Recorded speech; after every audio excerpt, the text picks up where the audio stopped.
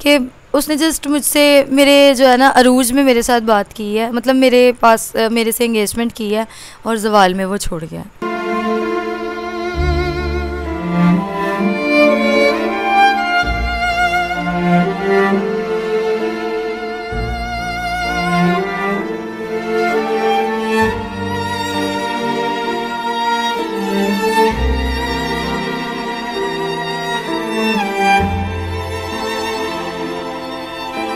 मेरे घर वालों ने मुझे बहुत प्यार से रखा, जैसे कोई किसी फूल को रखते हैं।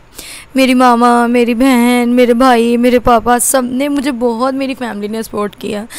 उन्होंने, मैं इवन दैट के रोती होती थी इतना ज़्यादा कि या अल्लाह पाक, आप इससे तो अच्छा था कि आप मुझे मेरी जान ही ले लेते, क्योंकि इस तरह कोई किस तरह, मुझे उस टाइम ये नहीं पता था कि प्रोस्थेटिक फीट लग जाते हैं, क्योंकि कभी ये चीज़ सुनी नहीं थी, कहीं देखी नहीं थी।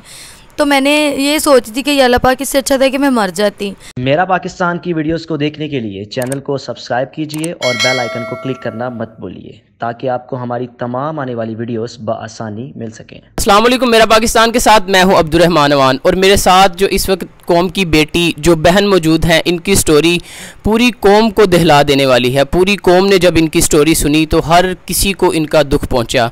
तो ये सहरिश बहना हमारे साथ मौजूद हैं। आइए फ़र्स्ट ऑफ़ ऑल तो जानते हैं कि आखिर मामला क्या हुआ, किस तरह इनकी दोनों टांगें काट दी गई, किस तरह इनका बाजू कटा और क्या मामला इनके साथ पेश आया।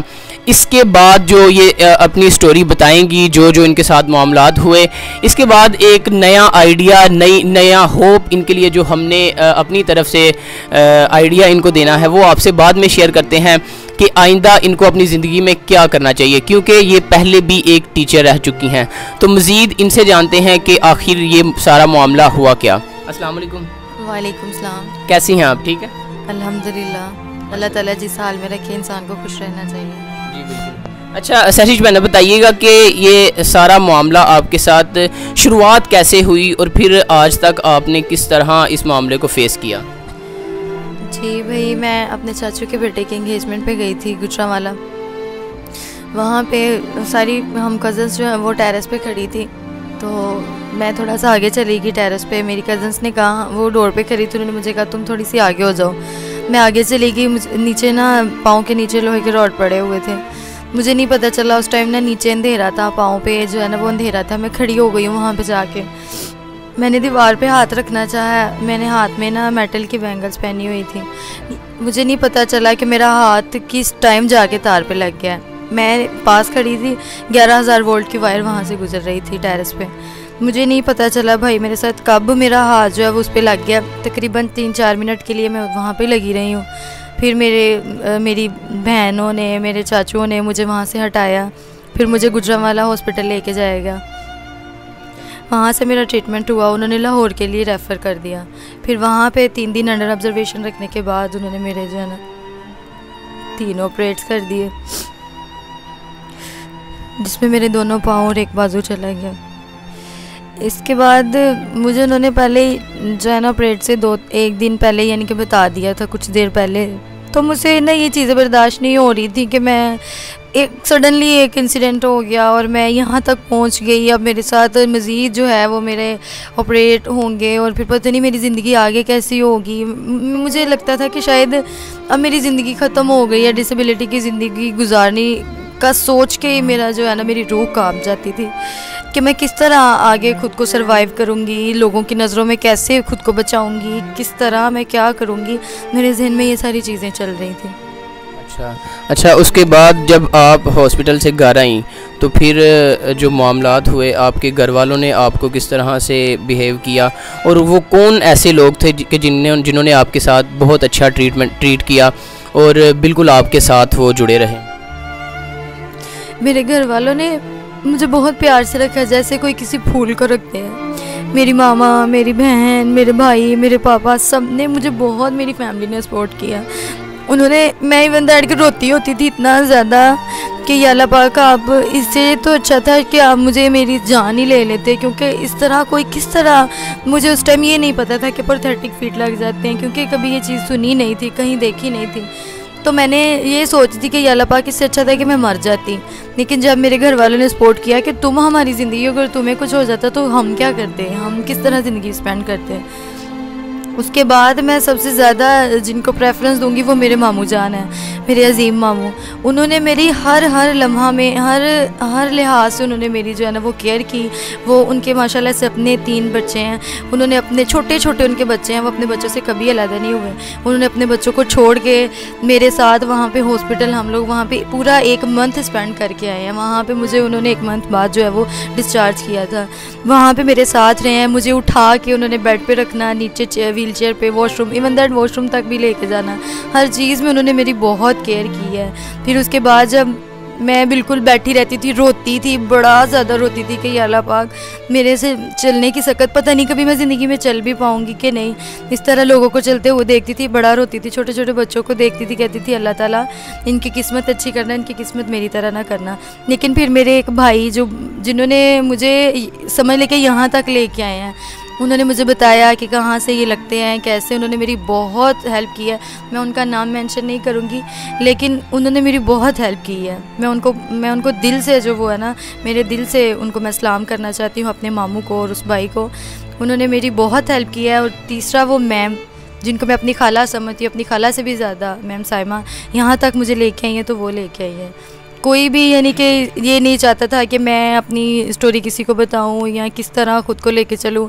उन्होंने मुझे कहा सरिश बेटा आप ऐसे करो, वो मुझे यहाँ तक लेके आई हैं। मैं उनको अपने दिल से सलाम पेश करना चाहती हूँ। ठीक है।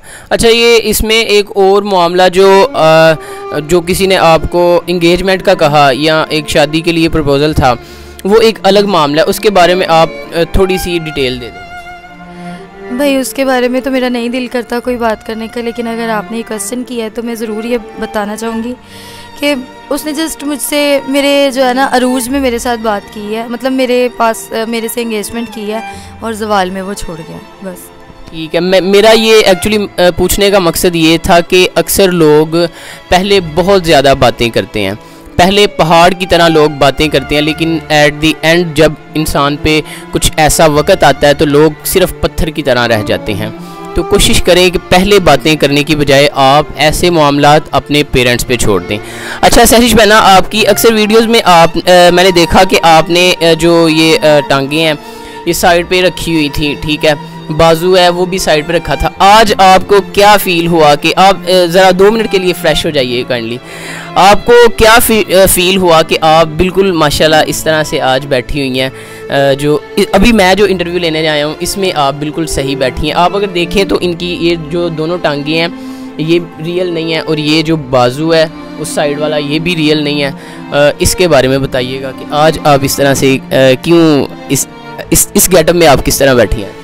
असल में भाई मुझे मतलब मैंने सोचा कि मैं उन लोगों के लिए जो मेरी तरह डिसेबल है, मैं उनको भी ये दिखाना चाहती हूँ, और जो डिसहार्ट हो जाते हैं अल्लाह ताला की तरफ से छोटी छोटी आजमाइशें, मुश्किलात, हर इंसान की ज़िंदगी में अप्स एंड डाउन्स आते रहते हैं। तो मैं उनको ये बताना चाहती हूँ कि देखें छोटी छोटी तकलीफ़ें जो है वो हर इंसान के साथ होती हैं। जब तक ये नहीं होती ज़िंदगी की असल हकीकत का पता नहीं इंसान को चलता। तो देखिए, मैं इतनी बड़ी नेमतें कि इंसान इनके अलावा अपनी ज़िंदगी का कॉन्सेप्ट 1 सेकंड के लिए तक भी नहीं कर सकता, लेकिन मैं उन लोगों को दिखाना चाहती हूँ कि देखें मैं अल्लाह ताला की किस तरह शाकिर हूँ, और मैं चाहती हूँ कि आप लोग मुझे देख के सबक हासिल करें और ये देखें कि अल्लाह ताला को आपने पता नहीं, अल्लाह ताला ने आपको पता नहीं क्या क्या नवाजा हुआ है, और आप सिर्फ एक छोटी सी बात पे छोटी सी तकलीफ़ मिल जाए तो डिसहार्ट होके कहते हैं या अल्लाह आपने हमारे साथ सही नहीं किया, या यूँ, ये कॉमन बात है ना, लोग कहते हैं, गिले शिकवे करते हैं कि या अल्लाह पाक हमारे साथ बहुत बुरा हो गया, शायद हम ही दुनिया के मजलूम लोग हैं। लेकिन देखें कि हम अपनी ज़िंदगी को किसी तरीके से भी लेके चल सकते हैं। रोशनी की एक किरण भी हो तो आप अपनी ज़िंदगी को जो है वो अच्छे तरीके से गुजार सकते हैं। तो इसलिए मैं आज इस कंडीशन में बैठी हूँ ताकि उन लोगों को मोटिवेट कर सकूँ कि देखिए ज़िंदगी इस तरह भी गुजारी जा सकती है। बिल्कुल। अच्छा, मोटिवेट से मुझे एक बात याद आ गई कि आपने बताया था कि आप टीचर रही हैं, इसके बारे में ज़रा बता दीजिए।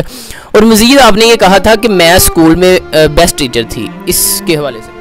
जी, मैं स्कूल में जॉब करती रही हूँ, लाइट स्कूल में। वो एक बहुत अच्छा ब्रांडेड स्कूल है। वहाँ पे मैं कंप्यूटर और मैथ्स पढ़ाती रही हूँ, ठीक है, इंग्लिश पढ़ाती रही हूँ।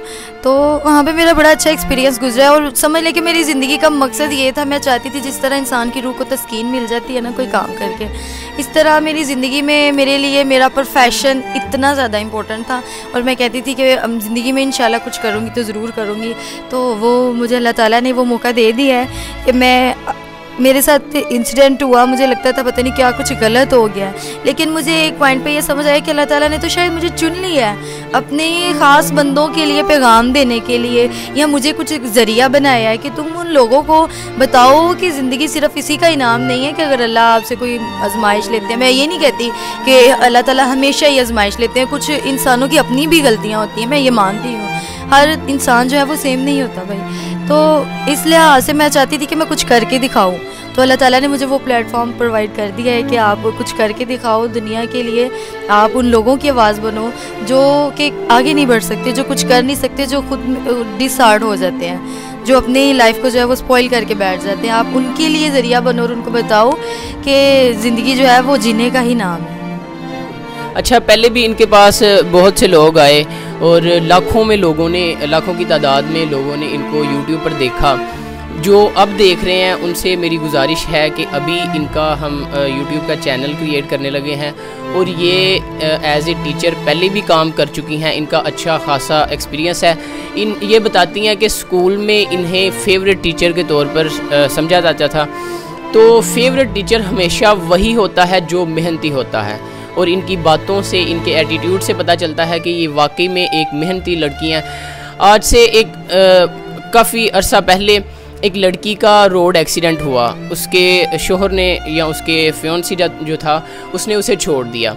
बाद में उस लड़की ने हिम्मत नहीं हारी, वो व्हीलचेयर वाली फिर दुनिया को मुनीबा मुजारी नज़र आई। ऐसे ही इंशाल्लाह आपको सहरिश शहज़ादी यूट्यूब पर नज़र आएंगी। आप इनका यूट्यूब पर चैनल ज़रूर सर्च कीजिए। और मैं इनके लिए कुछ तोहफ़े लेकर आया हूँ, जिनमें सबसे जो शानदार है वो ये है कि शानदार स्पीकर किस तरह बनी है, क्योंकि ये एक टीचर हैं और मज़ीद अब ये अगर यहाँ से चलकर स्कूल तक नहीं जा सकती तो यहाँ से चलकर ये वहाँ कुर्सी पे बैठ सकती हैं। इनके पास एक बहुत बड़ा प्लेटफॉर्म आई मीन टू से यूट्यूब मौजूद है। वहाँ पे ये आप अपना टीचिंग का जो प्रोफेशन है, जो पैशन है, इसको जारी रखेंगे। इंशाल्लाह आप इनका यूट्यूब चैनल ज़रूर ज्वाइन कीजिए, क्योंकि अक्सर लोगों ने पहले जो आ चुके थे उन्होंने इनकी हेल्प की, वो फाइनेंशियल हेल्प थी, वो साल बाद, 1.5 साल बाद या 5 साल बाद बिल्कुल ख़त्म हो जाएगी।